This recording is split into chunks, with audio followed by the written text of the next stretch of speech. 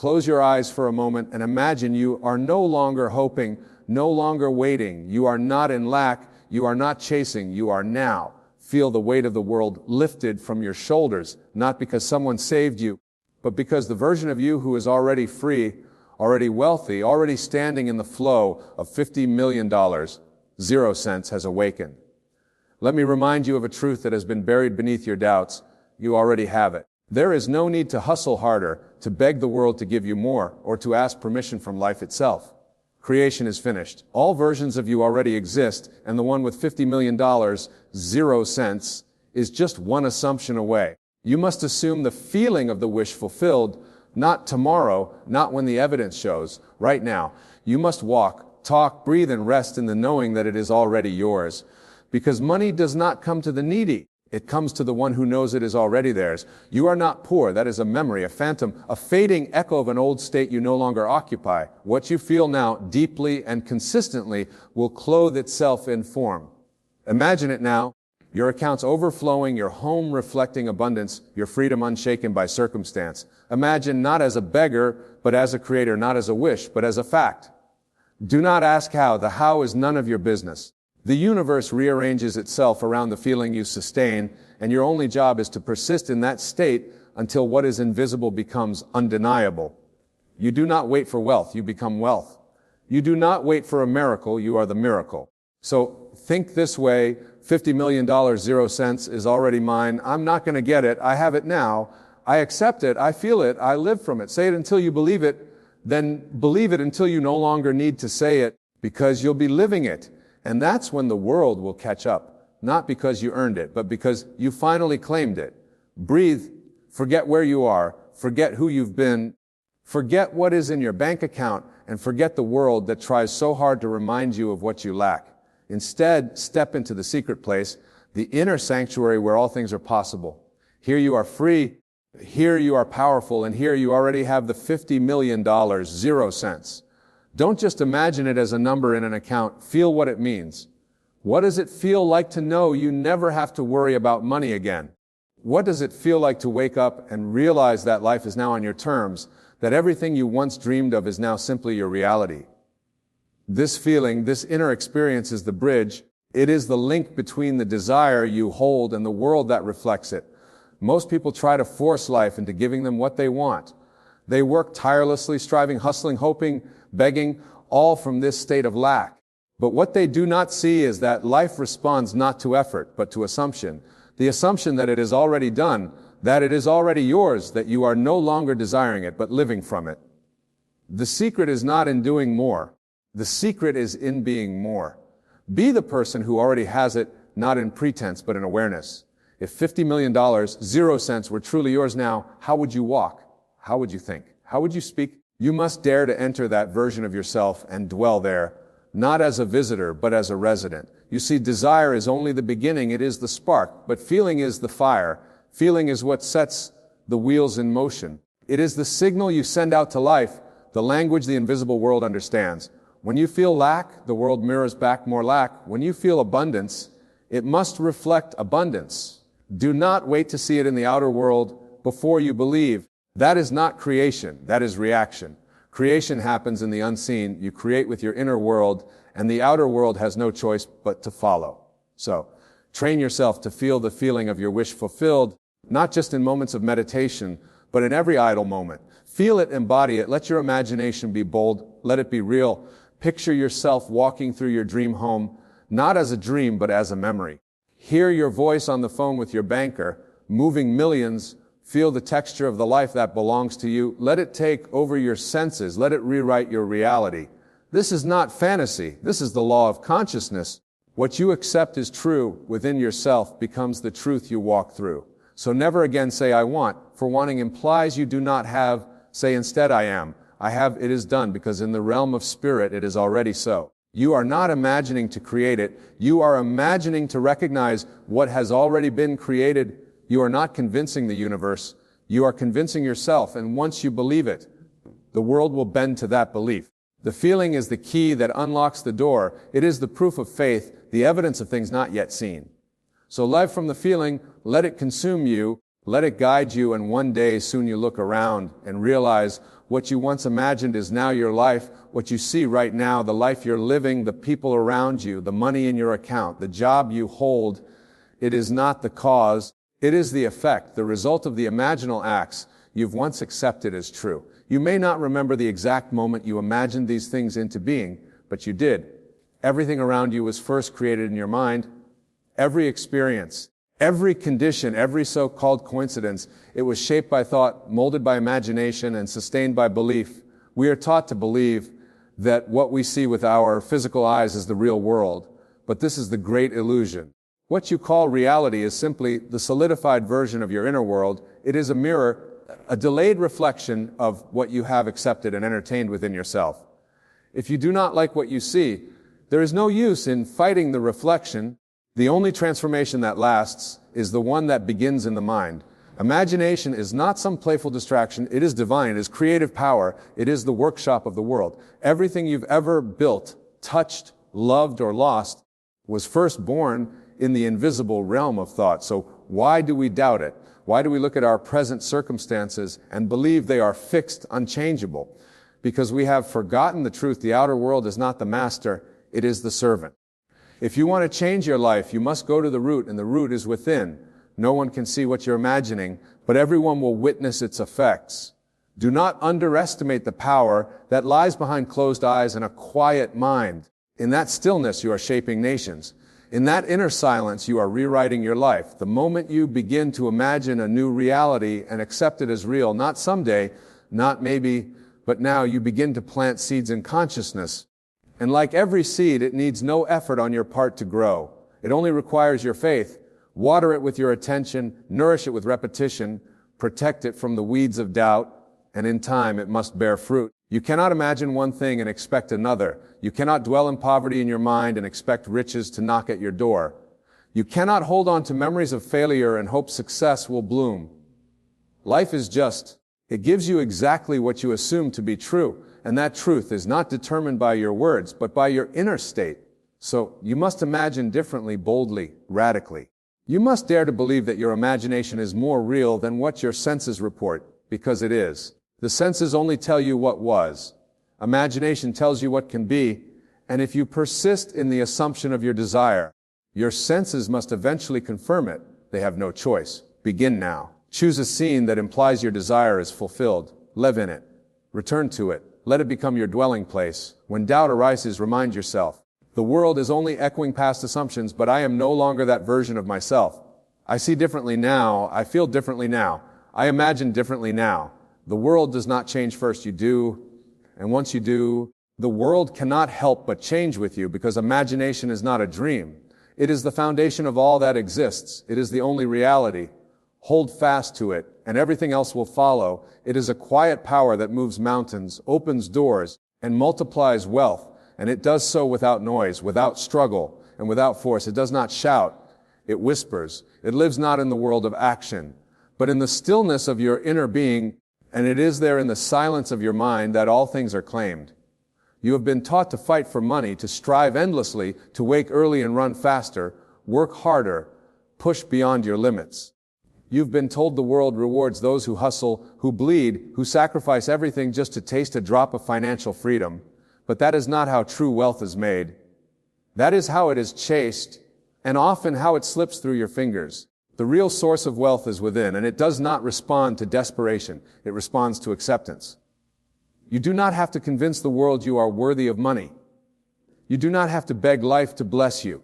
You only have to accept in the quiet sanctuary of your own mind that it is already yours. This is not denial of reality. This is mastery of it. Because reality is fluid. It bends to the assumptions you hold in consciousness. And when you claim something internally, not wishfully, but confidently, the world rearranges itself to match that inner knowing. So, what does this claiming look like? It is not loud. It is not dramatic. It is subtle. You sit in stillness. You close your eyes and you feel the truth of it. You hear the inner voice that says, I already have more than enough. You do not argue with it. You do not doubt it. You accept it as your new state of being. In this state, there is no need to hustle to prove yourself. There is no need to compare yourself to anyone else. There is no need to worry about how it will come. The how belongs to the wisdom of life itself. Your only role is to claim it. Think of the wealthy version of you, not in the future. Now, what are they thinking? How do they feel about money? How do they walk through the world? They are not frantic. They are not anxious. They are calm. They are certain. They expect abundance. And therefore, it finds them not because of effort, but because of alignment. This is the secret most ignored. You do not manifest what you want. You manifest what you are, and you become what you assume. So assume the role now. Be the person who already has it. Feel that peace. Feel that confidence, not for 5 minutes, but for as long as it takes until it becomes natural. Let others chase. Let them stress. You have found the still place, the place where all things begin, and from that place you speak not to the world, but to yourself. I have it, and that quiet claim echoes into the fabric of reality, weeding the events, people, and opportunities that lead you exactly where you belong. There is no need to announce it, no need to prove it. What is truly yours cannot be taken. What is claimed in consciousness cannot be denied in the outer world. So speak not with your mouth, but with your inner vision. Declare not to others, but to yourself again and again until your soul believes it. And when you believe, the world will reflect, not because you forced it, but because you claimed it in the silence of your mind. When you play the lottery, do not play with hope. Do not play with doubt hiding behind your smile. Play as the one who already holds the winning ticket in consciousness.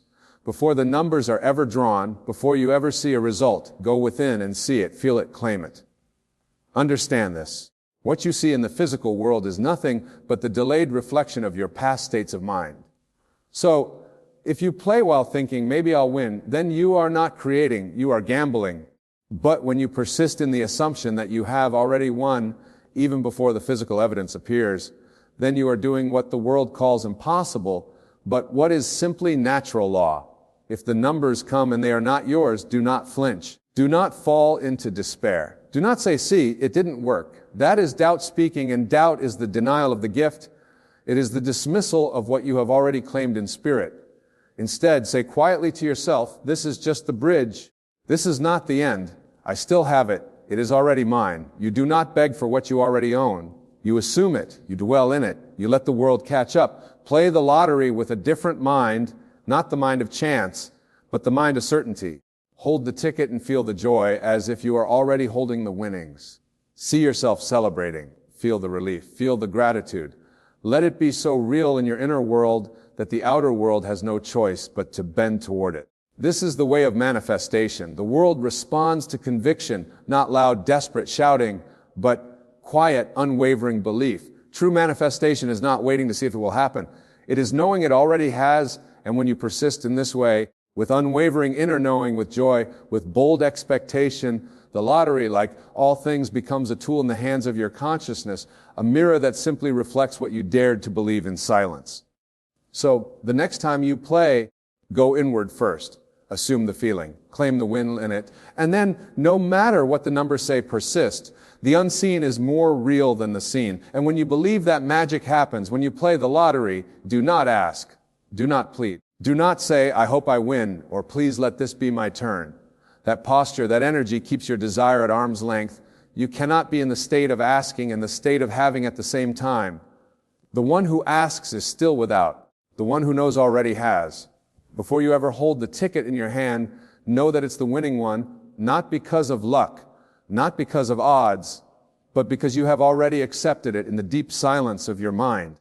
This is not about superstition, it's about alignment.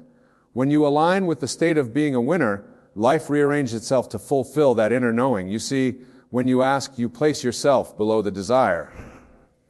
You are the beggar looking up, but when you know you become one with the thing itself, you are no longer reaching, you are receiving.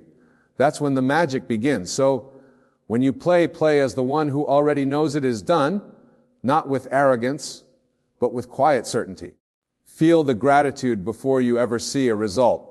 Feel the joy, the peace, the relief, not someday, but now. Let those emotions wash over you like a wave, not because something might happen, but because it already has in your imagination. When doubt whispers, when the mind wants to check the outcome and worry, return to the knowing. Return to the truth. Remind yourself, I am not hoping, I am not wishing, I am dwelling in the end I know. This is the greatest secret. Your world does not respond to asking. It responds to assumption. It responds to your inner conviction, to the vibration you carry in stillness. When you become the version of yourself who already has what you desire, the outer world cannot help but conform. So treat that lottery ticket as a mirror of your consciousness, not as a gamble, but as a symbol of what you've already accepted as yours in imagination. You don't need to beg life for abundance. Life is always reflecting what you are willing to be. Feel it so deeply within that even if the result tells you otherwise, your faith remains unmoved. That's when the shift happens. That's when you step out of the old story. You are no longer the one hoping to win.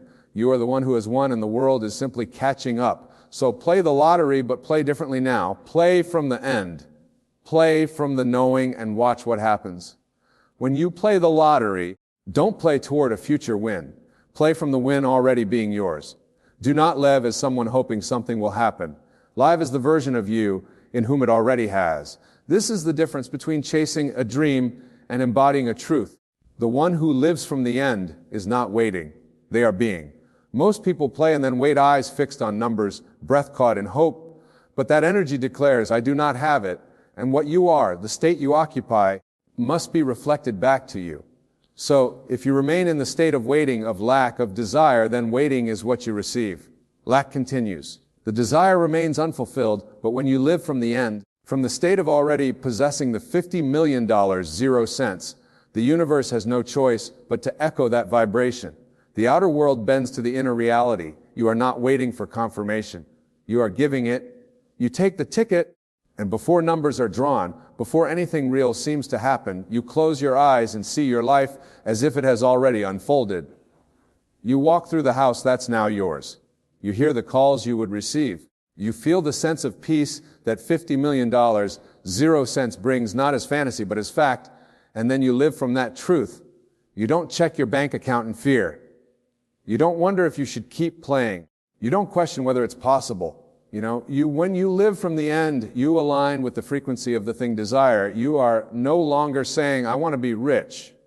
You are silently saying, I am rich. And so the world moves to match that declaration. It may seem like magic, but it's law. The inner state is the blueprint. Reality is the outpouring. So the next time you play the lottery, see yourself as already having won. Don't wait for the evidence. Don't wait to feel the joy. Don't wait to celebrate.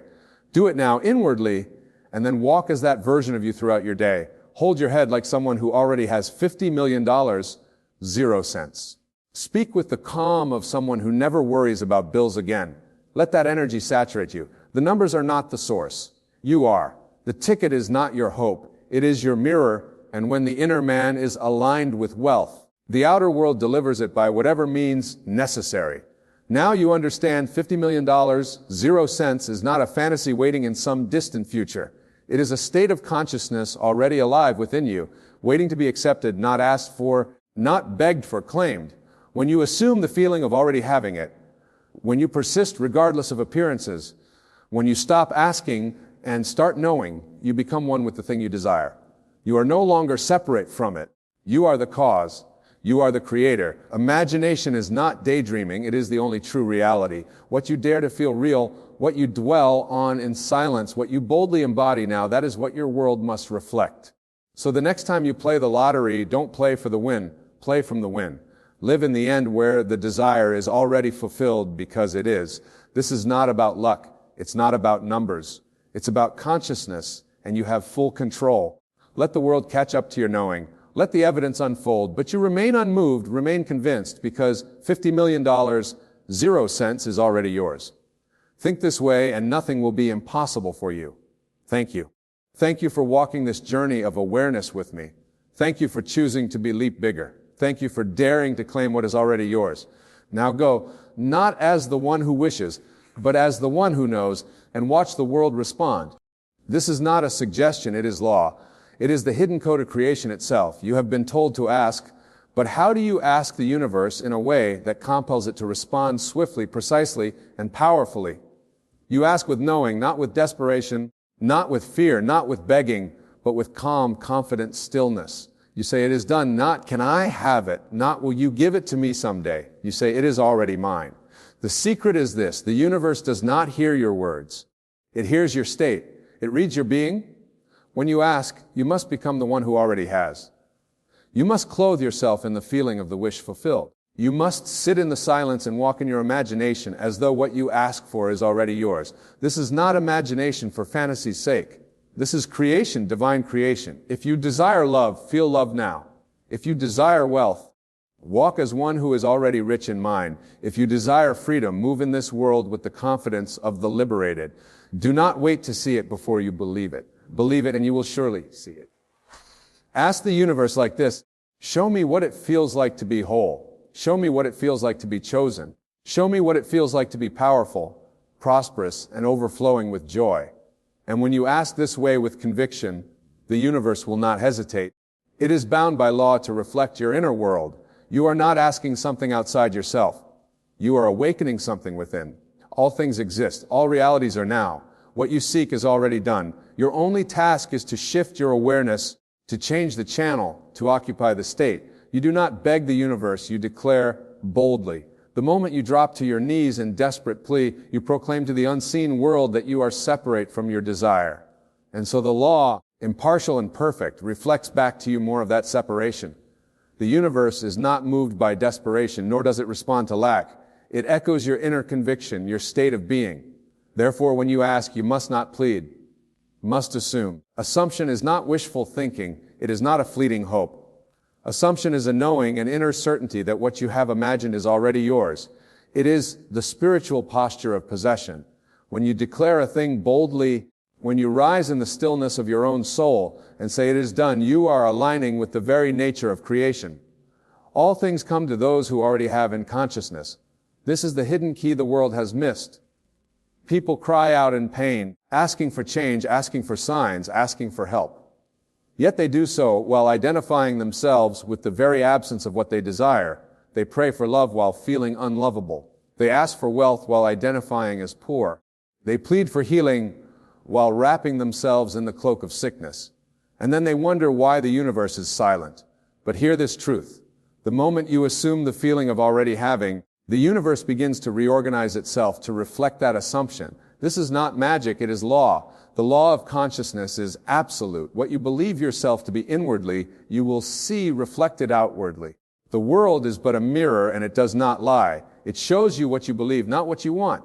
Speak as one who has already received. When you ask, do so with authority, with a quiet confidence that does not flinch when the physical world shows the opposite. That is the test. Can you persist in the feeling of fulfillment even while the senses scream lack? Can you maintain the assumption when there is no evidence except your inner knowing? This is the difference between those who manifest quickly and those who wait endlessly. The former knows that the invisible is more real than the visible. They know that reality begins in the imagination. They know that every outer circumstance is only the shadow of a deeper inner truth. So they do not react. They do not beg. They decide. And in deciding, they align with the nature of the divine. Creation is finished.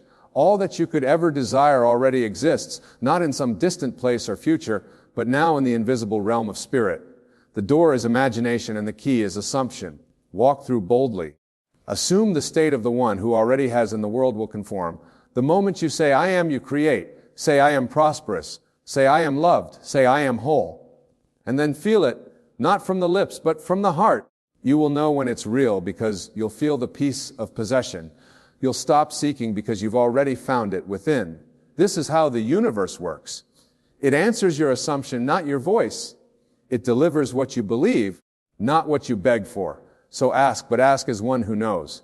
Declare boldly and do not waver.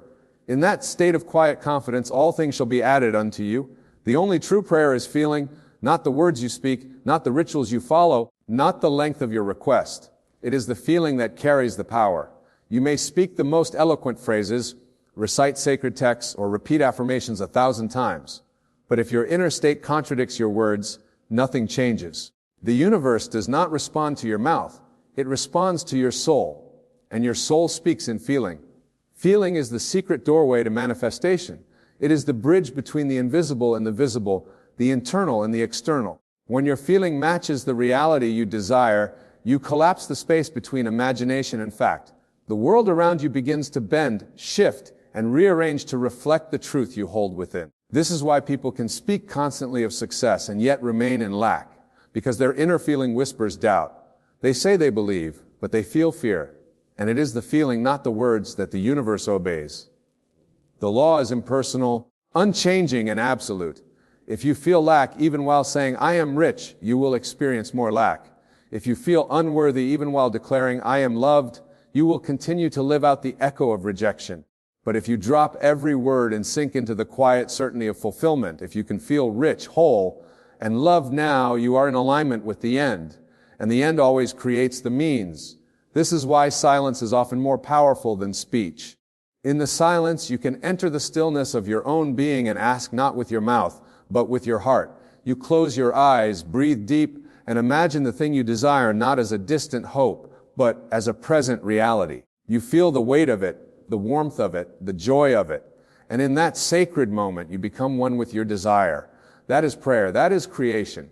Do not be fooled by appearances. Do not wait for the outer world to give you permission to feel the inner reality. It is not, I will feel successful when I have success. It is, I feel successful now, and therefore success comes. The cause is always internal. The effect follows. But train yourself to feel your prayer before it is visible. Train yourself to move past the noise of doubt and sink into the stillness of knowing. Your feeling is the signal. It is the vibration you send out into the field of infinite potential, and it always returns in form. The outer world is your mirror. It reflects not your words, but your dominant emotional state. So when you pray, do not worry about the right phrases. Do not fret over whether you are saying it correctly. Go deeper. Ask yourself, how would I feel if it were already done? And then feel it. Stay there. Live there. That is the true prayer. That is the moment creation begins. And once you have touched that feeling, hold it. Nurture it. Walk through the world not as one who is seeking, but as one who has already received. Because in truth, once you've felt it, once you've become it within, it is already yours. The outer must obey the inner always. Imagination is the sacred temple of creation. It is not a place of idle dreams or fleeting fantasies. It is the workshop of reality, the holy ground where the invisible becomes visible. All things begin first in the imagination. Every building, every invention, every movement, every transformation in your life was first conceived as a thought, felt as a possibility, and then shaped into form. When you understand the power of your imagination, you understand the power of creation itself. What you vividly imagine and feel as real will harden into fact. This is not a poetic suggestion. It is a law. The imagination, fused with feeling, becomes the architect of your world. Whatever you accept as true in your inner world, whatever you see clearly and emotionally experience as done, will move into form. It must. The outer world cannot help but reflect the inner state. Imagination is not just a private escape. It is the divine tool you were given to shape the course of your life. But most people misuse this gift. They imagine worst-case scenarios. They rehearse failure. They picture rejection, conflict, poverty, loss. And because they do so with strong emotion, those things become their experience. They think the imagination is just daydreaming, unaware that they are planting seeds that will grow into reality. You cannot imagine consistently with dread and expect joy. You cannot feel unworthy in your vision and expect to be treated with value. Your world responds not to what you want, but to what you imagine and feel is true. To use imagination rightly is to become deliberate in your vision. It is to quiet the senses and enter the state where you see and feel from the end. You do not simply see the thing you desire. You see yourself in the experience of it. You feel it as if it is happening now. You do not wish for change. You assume it has already occurred. This is the sacred act. This is true worship, to sit silently and feel the reality of your desired state, to become it inwardly, and to know that this inner transformation must find its counterpart in the world around you. You do not need to know how it will come. You do not need to manipulate the outer world. You only need to persist in the assumption of your imagined reality, remain faithful to it, return to it often, let it live in you. The longer you dwell in that state, the more naturally your outer world will conform to it. The universe reorders itself around the dominant imagery of your inner being. What you accept as true within, you will live without. This is why imagination must be sacred. You must protect it from fear, from doubt, from the pollution of other people's limitations. Guard your mind as you would guard a precious temple, for within it lives the power to transfer area of your life. You are not subject to the world. The world is subject to your inner vision. The moment you feel something real in imagination, you have already created it. It is finished. You need only walk through the bridge of incidents that will carry you there. You will be led, people will appear, opportunities will rise, doors will open not because you chased them, but because you aligned with them inwardly. Imagination fused with feeling is the divine language of creation. Use it not to escape, but to design, not to wish, but to become. Stand in your mind's eye as the person you desire to be. Feel the joy, the relief, the gratitude of having it now. That is the sacred moment. That is creation, and the world will respond, as it always does, to the vision you have dared to believe. Your inner conversations shape your world. Every moment, whether you realize it or not, you are engaged in a silent dialogue with yourself. These thoughts are not idle. They are not private musings that vanish into nothingness. They are the seeds of your reality, the way you speak to yourself, the tone you use, the assumptions you carry within your internal dialogue. These become the blueprint for your outer experience. The world you see is the echo of what you say inwardly, repeated again and again. You may speak kindly to others, smile on the outside, and say all the right things in public, but if your inner conversation is one of self-doubt, fear, or unworthiness, that is what will manifest. The universe does not respond to appearances, does not hear your voice, and it hears your belief. And belief is formed by repetition. Belief is carved through the steady rhythm of inner speech. The dialogue that runs through your mind day and night becomes the script your life follows. You cannot say to yourself, "I'll never succeed," and then expect to succeed. You cannot entertain thoughts of failure and then wonder why doors don't open. It is not punishment, it is reflection.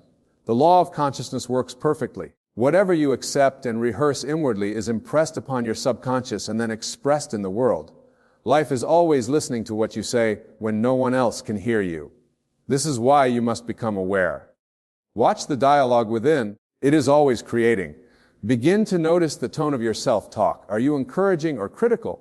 Do you speak with faith or fear? Are you imagining the best or anticipating the worst? These are not harmless musings, they are creative acts. They are invitations to the universe to send you more of the same. You must become the master of your inner world, not through force, but through awareness. The moment you catch yourself speaking limitations, stop. Do not school yourself, simply revise it. If you hear yourself say, "Nothing ever works out for me," gently replace it with, "Everything is working out in my favor." Say it until it feels natural. Say it until it becomes familiar. Say it until it becomes true in your world. Your mind is pliable. It will believe what you consistently affirm. You can teach it to speak the language of victory. You can train it to repeat what is noble, powerful, and uplifting. And once your inner world changes, your outer world will follow. This is not hopeful thinking, it is spiritual law. The greatest changes in life happen not when the world shifts, but when your self-talk does. When you begin to speak to yourself as one who is worthy, loved, capable, and favored, you begin to live that truth. Opportunities arise, relationships improve, confidence grows, not because the world suddenly got better, but because you became better inwardly. The world has no choice but to mirror your transformation. Your imagination is the stage, your inner words are the script, and your life is the performance. Speak deliberately. Let every word you say within be one of power and truth. Do not wait for external change to speak differently. Speak differently and the change will come. You are always creating. Even in silence, you are shaping. Choose your words well. Let your inner dialogue be the voice of the version of you that already has what you desire. Speak as the healed, the loved, the successful, the abundant. Speak with faith, with joy, with conviction. And when you do, the world will rise to meet you in that same frequency. First, for the outer is nothing but the projection of the inner. Change your inner conversation and you change your life. Time is an illusion. Manifestation happens now. The mind, conditioned by the senses, believes that things unfold in a linear sequence, past, present, and future. Both lies deeper. In the realm of consciousness, all things exist now. What you call the future is not ahead of you. It is here, existing in the unseen, waiting for you to recognize it, claim it, and bring it forth into form. You do not manifest by waiting. You manifest by aligning. There is only one moment, and it is always now. When you imagine something happening, and you feel the truth of it deeply within you, you collapse the illusion of time. You are not hoping for something later. You are experiencing it now in consciousness. And that now becomes the seed of the physical reality to come. If you keep projecting your desire into the future, saying someday or when, you push it away. You are telling your subconscious that it does not yet exist. But the moment you dwell in it emotionally, the moment you feel it is already done, you bring it into your present awareness, and what is felt as real will be made real. Everything is already finished. Creation is complete. You are not bringing something new into existence. You are selecting from infinite realities the one you choose to occupy, that version of you who already has the love, the wealth, the peace, the freedom. It exists now. You don't have to earn it or find it. You must identify with it. Step into it. Feel the truth of it. Leaven that version of you inwardly. This is how you call it, from the invisible to the visible. Most people wait to feel the joy until the thing comes. They say, when I have the money, I'll feel secure. When I have the relationship, I'll feel love. When I succeed, I'll feel worthy. But that is reversed. You must feel the security first. You must feel the love now. You must feel the worthiness before the evidence appears. This is not deception. This is alignment. This is living by the Spirit, not by the senses. The senses will always confirm what is, but imagination reveals what can be, and feeling makes it so. Time is illusion. Then you must withdraw your attention from the calendar, the clock, the waiting. You must understand that the only thing separating you from your desire is your own belief that it is not here. The moment you release that belief, the moment you move into the feeling that it is here, you begin to witness bridges of events that bring it into view. Not because you chased it, but because you became one with it. This mental trick has no optimal step. Be born awake, be bounded, be calm, be mindful. Let this be your practice. Sit in stillness, close your eyes, and enter the scene where your desire is fulfilled. Make it vivid, make it rich. Hear the sounds, see the details, but above all, feel the emotion.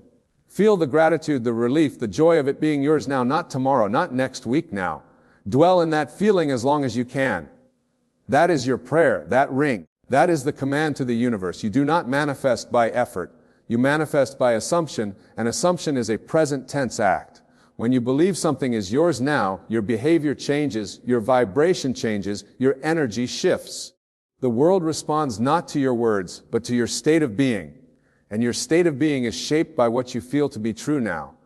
To manifest your desire, you must become the version of yourself who already possesses it. You must embody the frequency of that fulfilled state. You cannot remain as the one who is waiting, doubting, hoping, and expect the reality of success, love, or abundance to come to you. You must shift into the state where you are no longer seeking it. You are living it inwardly and emotionally. This is the sacred art of aligning, not with effort, but with identity. If you desire peace, become peaceful. If you desire love, become loving. If you desire wealth, become the one who already knows what it feels like to be secure, provided for, and free. This inner shift is the true work of manifestation. When you stop chasing the thing and instead embody the state, the thing must come. It has no choice. It is law. Many believe they can fake this process, pretending on the surface, while deep inside still feeling separate from their desire. But the universe is not fooled by appearances. It does not respond to words or performance. It responds to vibration, your emerald tone, your assumptions, your felt reality. That is why becoming is so powerful. You are not trying to get something, you are returning to the version of you where that something already exists.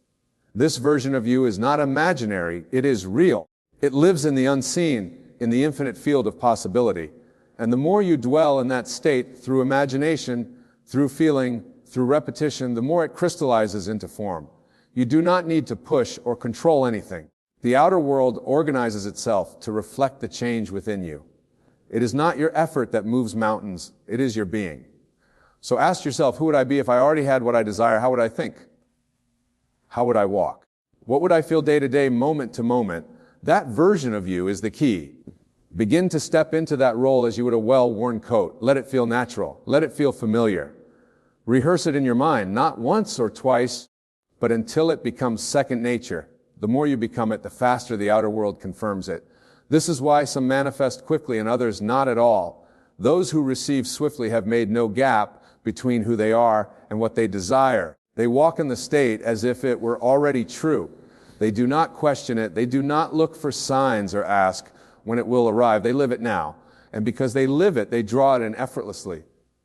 You are not separate from your dream. You are not lacking. You are not waiting. The moment you decide to be the one who has, life must respond in kind. Everything shifts around the one who has shifted within. That is how the unseen becomes seen.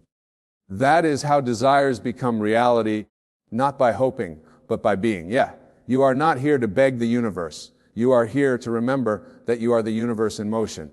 Your every assumption, your every feeling, your every inner word is creating. Not tomorrow, not someday, but now. You were never meant to chase your dreams. You were meant to become the version of you who already lives them. When you understand this truth, you stop reaching outward and begin turning inward. You no longer wait, you embody.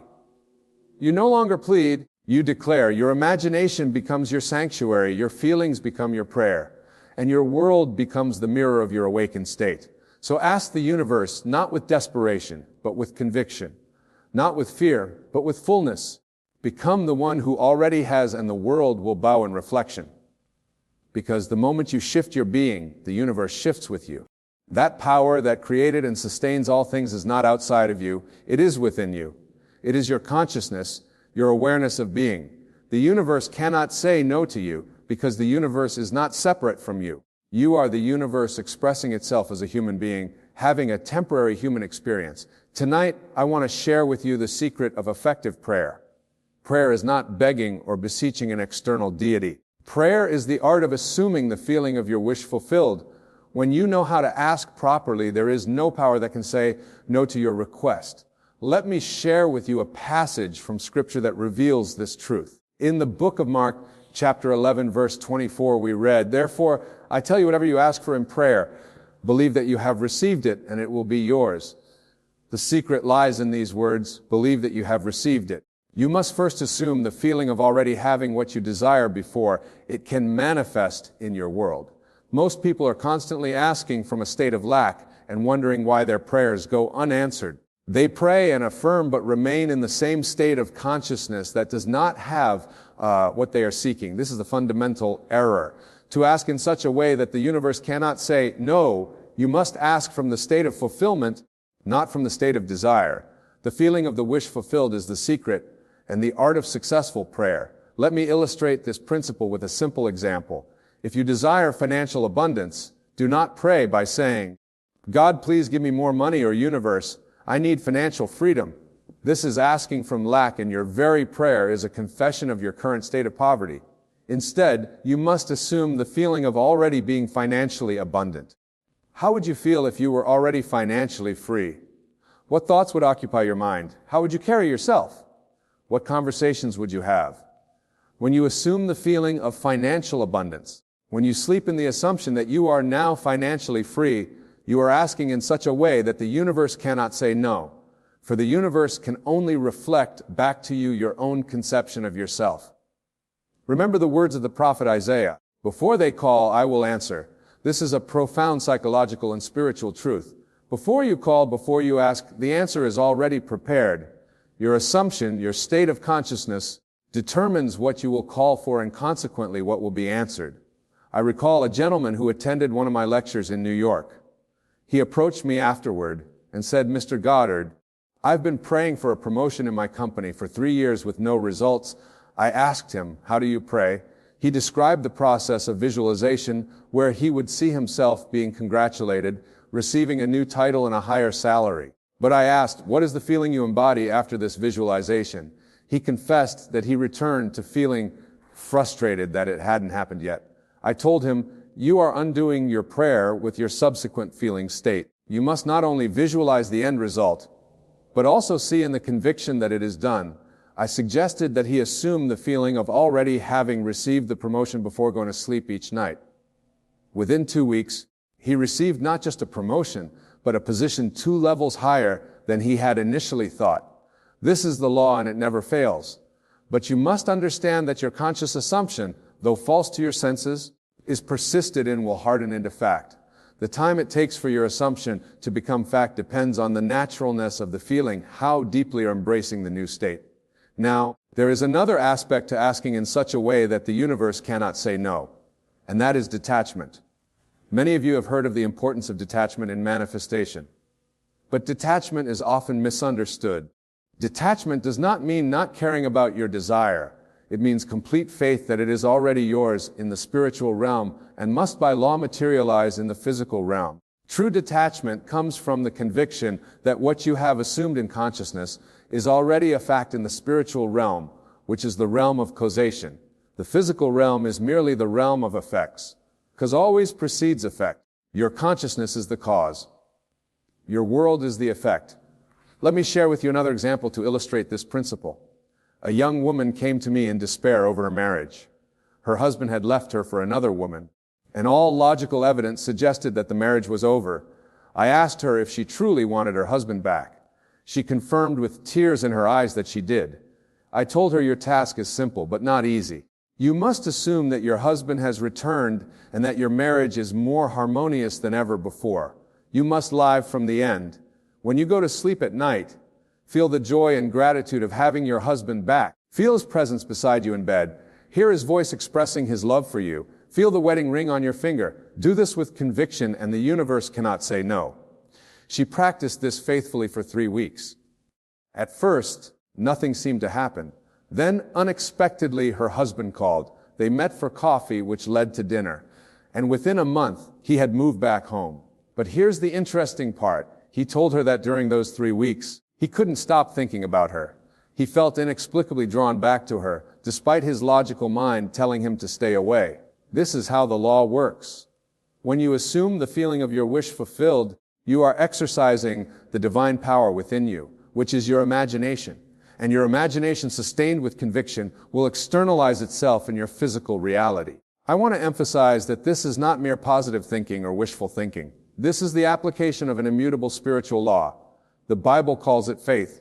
Faith is the substance of things hoped for, the evidence of things not seen. Faith is the feeling of possession of the things desired.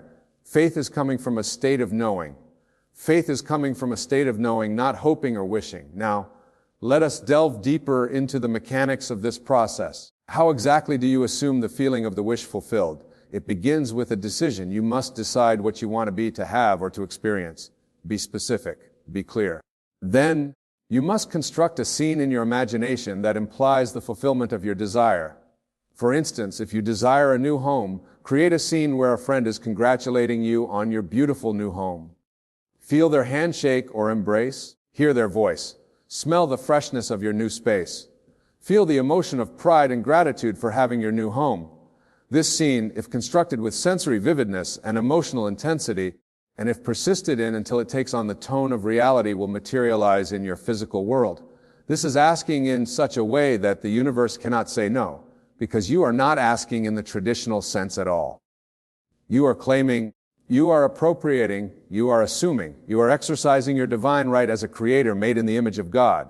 I must stress that this principle applies to every area of your life: health, wealth, relationships, career, spiritual growth, and more. There is no limit to what you can achieve through the proper application of your imagination. Consider the case of physical healing. If you are experiencing illness or physical discomfort, the conventional approach is to focus on the problem, to fight against it, to see it as an enemy to be conquered. But this keeps you locked in the consciousness of illness. Instead, assume the feeling of being perfectly healthy. Feel the energy coursing through your body. Feel the joy of pain-free movement. Feel the gratitude for your robust health. This feeling state persisted and will manifest as physical well-being. I recall a woman who had been diagnosed with a chronic condition that doctors said was incurable. She came to me in desperation, having exhausted all medical options. I taught her this principle of assuming the feeling of her wish fulfilled. I instructed her to go to sleep each night in the assumption of perfect health, to feel the joy and gratitude of being completely healed. Within 3 months, she returned to her doctor for a checkup, and to the doctor's astonishment, there was no trace of the condition. The doctor called it a spontaneous remission, a medical miracle, but it was no miracle in the sense of a violation of natural law. It was the perfect operation of the law of assumption. She had changed her concept of herself, and her body reflected that new concept. Now, some of you may be thinking, but Nebu, what about the time gap? What about the waiting period between my assumption and its manifestation in the physical world? This is where most people falter. They cannot sustain the faith through the interval of time. They begin to doubt, to question, to look for results. And in doing so, they revert to the old state of consciousness, the state of lack. The key is to understand that time is merely a psychological construct, a measurement of the interval between events. In the realm of spirit, in the realm of consciousness, there is no time. Your desire is already fulfilled the moment you assume the feeling of its fulfillment. The time it takes to materialize in the physical realm is determined by various factors, including the naturalness of the state to you and the degree to which you persist in the new state. Do not be concerned with the how. The universe, God, your own wonderful human imagination, will take care of the how. Your job is to remain faithful to the end, to the state of fulfillment. As you do this, the bridge of incidents will form naturally to lead you to the physical realization of your desire. Let me give you another example to illustrate this point. A man desired to travel to a foreign country, but lacked the financial means to do so. Instead of focusing on the lack of money, he began to assume the feeling of already being in that country. Each night before sleep, he would imagine smelling the distinct aromas of that country's cuisine, hearing the local language being spoken, seeing the famous landmarks, and feeling the unique texture of the local fabrics. He persisted in this assumption for several weeks. Then, out of the blue, he received a call from a company that was expanding into that very country. They had seen his resume online and wanted to interview him for a position that would require him to relocate there. Not only would they cover his travel expenses, but they would also provide a salary that far exceeded what he was currently earning. Was this a coincidence? There are no coincidences in a universe governed by law. It was the perfect externalization of his internal state. He had asked in such a way that the universe could not say no. I must also address a question that often arises. What about the desires of others? What if my desire conflicts with someone else's? This stems from a misunderstanding of the nature of consciousness. Consciousness is one, although it appears to be many. There is only one God, one imagination, expressing itself through countless human forms. When you assume the feeling of your wish fulfilled, you are not imposing your will on another. You are simply attracting to yourself the circumstances, people, and events that match your state of consciousness. Everyone is you pushed out. The world is yourself pushed out. What you see in others is a reflection of your own consciousness. If you want to change your world, change your concept of yourself, as within, so without. This is the ancient Hermetic principle, and it is as true today as it was thousands of years ago. Now I want to share with you a technique that I have found particularly effective in assuming the feeling of the wish fulfilled. It is the technique of revision. Revision is the art of mentally rewriting a past event to align with your desired outcome. By revising the past, you are actually recreating your future, because the future is a projection of your past beliefs and assumptions. For example, if you had a disagreement with a colleague at work, instead of carrying the negative energy of that encounter, revise it in your imagination. See the conversation going harmoniously. Feel the mutual respect and understanding. Hear the words of agreement and cooperation. By revising the past event, you are changing your state of consciousness and consequently your future interactions with that person. Revision can be applied to any past event that continues to affect your present state of consciousness negatively. By mentally rewriting these events, you are asking in such a way that the universe cannot say no. Another powerful technique is the use of affirmative prayer, or what I call imaginative assertion. Unlike traditional prayer, which often takes the form of petition or supplication, affirmative prayer is the declaration of what is already true in spirit.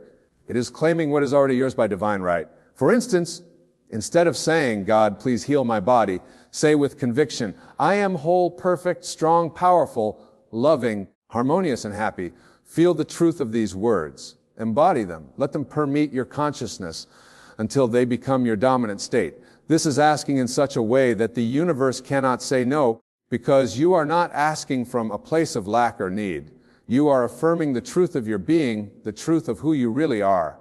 I want to emphasize that the techniques of visualization, revision, affirmative prayer, or any other are merely aids to help you assume the feeling of the wish fulfilled. The techniques themselves are not the power.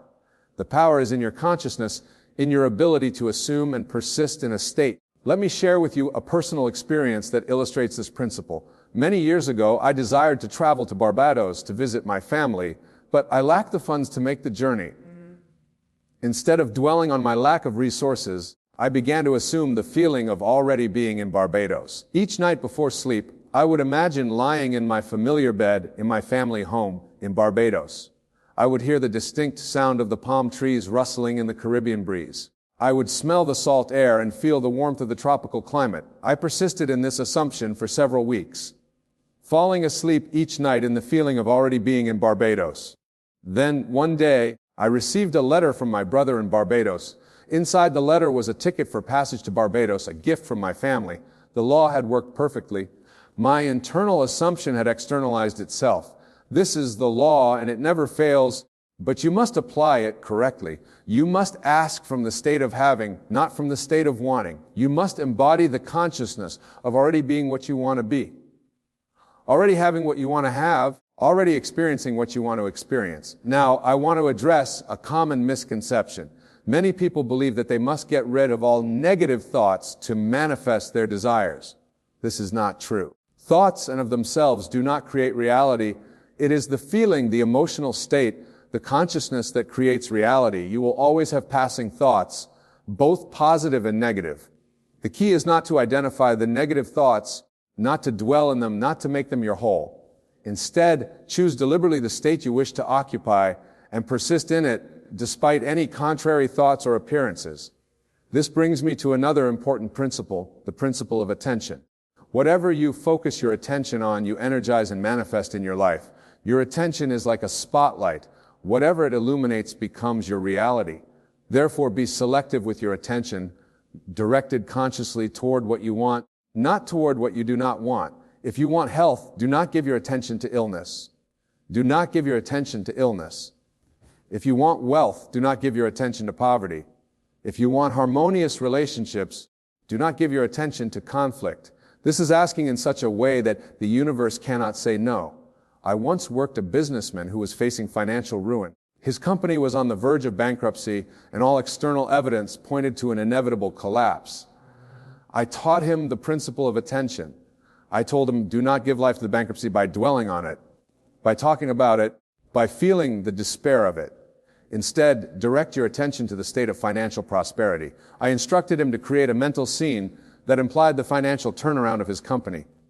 In his imagination, he crafted a scene where his accountant was showing him balance sheets indicating substantial profits. He felt the relief, the joy, the gratitude of this turnaround.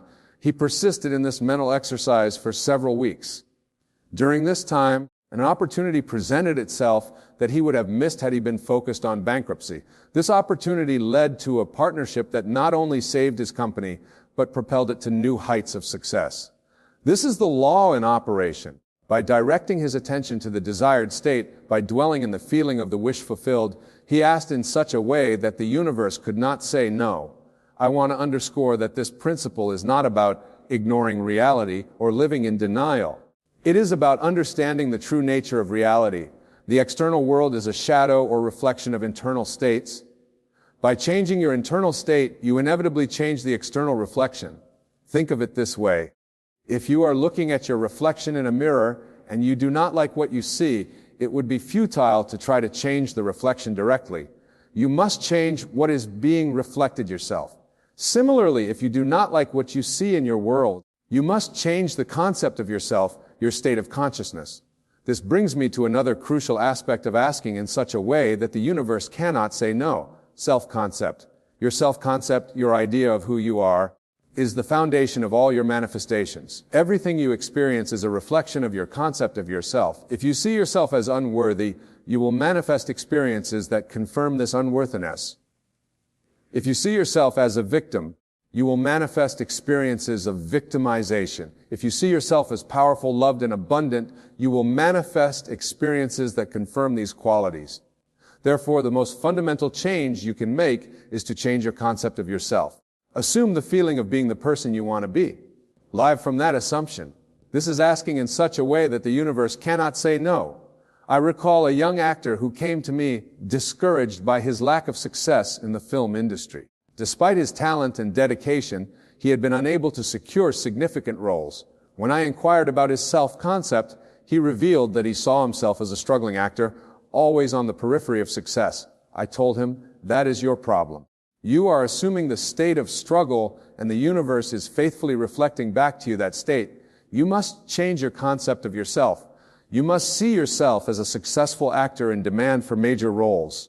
I guided him in constructing a scene that implied his success in the industry.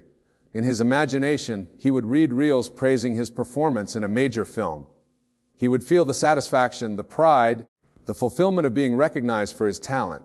He persisted in this new self-concept for several months. And then, as if by magic, though it was not magic but law, he was called to audition for a significant role in a major production. He secured the role and his performance was indeed praised by critics, just as he had imagined. This is the law. By changing his concept of himself, he changed his reality. He asked in such a way that the universe could not say no. Now, I want to address a question that often arises. What about collective events or global conditions? Can my individual consciousness affect these? The answer is yes, but with a caveat. Your experience of the collective is still your individual experience. You can only experience what matches your state of consciousness.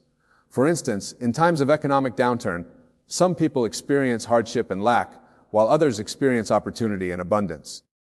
Same external condition, different individual experiences because of different states of consciousness. Therefore, do not be concerned with changing the world. Be concerned with changing yourself, your concept of yourself. As you do this, your experience of the world will change. And as more individuals do this, the collective experience changes as well. I want to emphasize that this principle is not selfish or self-centered in a negative sense. It is simply a recognition of the law of consciousness. You cannot give what you do not have. You cannot project what you do not possess within yourself. By focusing on your own state of consciousness, you are actually serving others in the highest way possible, by becoming an embodiment of what you wish to see in the world. Let me share with you one final example to illustrate the power of this principle. A woman I knew desired to help the homeless in her community. She volunteered at shelters, donated money and resources, advocated for policy changes, all external actions coming from a place of compassion, but also from a consciousness of otherness, of separation. Despite her efforts, she felt overwhelmed by the magnitude of the problem and frustrated by the seeming lack of progress. I suggested a different approach. Instead of seeing the homeless as separate from herself, as others to be helped, I advised her to assume the state of consciousness where homelessness was already solved. In her imagination, she created scenes where the once homeless individuals in her community were now living in comfortable homes, engaged in meaningful work, integrated into society. She felt the joy, the relief, the satisfaction of this fulfilled state. As she persisted in this new state of consciousness, something remarkable began to happen. She found herself inspired with new ideas and approaches. She connected with individuals and organizations that shared her vision. Resources that were previously unavailable suddenly materialized. Within a year, her community had implemented innovative solutions that significantly reduced homelessness. Was this a coincidence? No, it was the law in operation.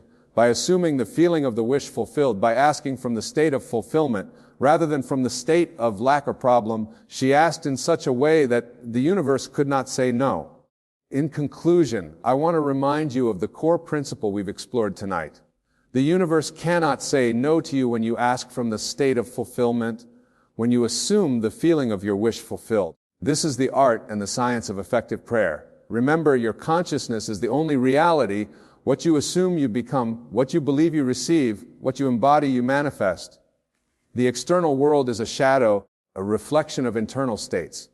Therefore, choose wisely the state you wish to occupy, dwell in it, live from it, fall asleep in it, and watch as the universe rearranges itself to reflect back to you your new concept of yourself.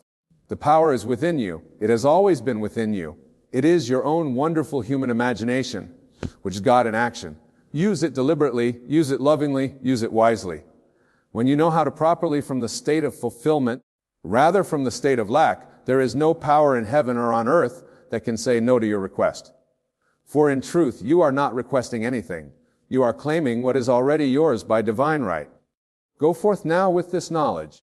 Apply it in your daily life. Test it, prove it to yourself, and experience the freedom, the joy, the abundance that is your birthright. Remember, always you are the operant power in your world. You are the author of your life story. You are the God of your universe. Ask from that place of power, from that place of knowing, and the universe cannot, indeed, it will not say no. I thank you for your attention tonight. Blessings upon each and every one of you. May you go forth and create deliberately, consciously, and joyfully. I have shared with you tonight the principle that transcends all religious dogmas, all philosophical systems, all cultural traditions. It is the principle of consciousness, the principle of imagination, the principle of assumption. It is the principle that Jesus taught when he said, "Therefore, I tell you whatever you ask for in prayer, believe that you have received it, and it will be yours." This principle has been taught by the great spiritual teachers throughout history, though often veiled in symbolism and allegory. Tonight I have attempted to unveil it, to present it in its naked simplicity so that you may apply it directly in your life. The great secret is this: the world is yourself pushed out. Everything that you experience is a reflection of your own consciousness. Change your consciousness and then you change your world. This is asking in such a way that the universe cannot say no. As you leave here tonight, I encourage you to begin immediately to apply this principle. Choose a desire, something that you truly want to be, to have, or to experience. Construct a scene in your imagination that implies the fulfillment of this desire. Enter into the scene, make it as vivid and as real as possible. Feel the emotions that would be yours if your desire were already fulfilled. Then, each night as you go to sleep, replay this scene in your imagination. Fall asleep in the feeling of the wish fulfilled. Do this faithfully, persistently, and you will be amazed at how quickly your external reality begins to rearrange itself to match your internal assumption. Remember, the universe responds not to your words, not to your thoughts, but to your state of consciousness, to your feeling state. When you feel that something is real, when you embody the state of its reality, the universe has no choice but to reflect back to you that reality. This is the true meaning of faith. Faith is not belief in the unknown. Faith is the feeling of the known. Faith is the feeling of possession of that which is not yet visible to the senses. Faith is the substance of things hoped for, the evidence of things not seen. When you operate from faith, when you live from the end, when you assume the feeling of the wish fulfilled, you are asking in such a way that the universe not say no. I leave you with this final thought. You are divine. You are God in human form. The power that created and sustains the universe resides within you as your own wonderful human imagination. Use this power consciously. Use it lovingly, and there is nothing that you cannot be, do, or have. Go forth now and create the life of your dreams, for indeed it is your divine right and your divine responsibility to do so. Thank you, and God bless you all.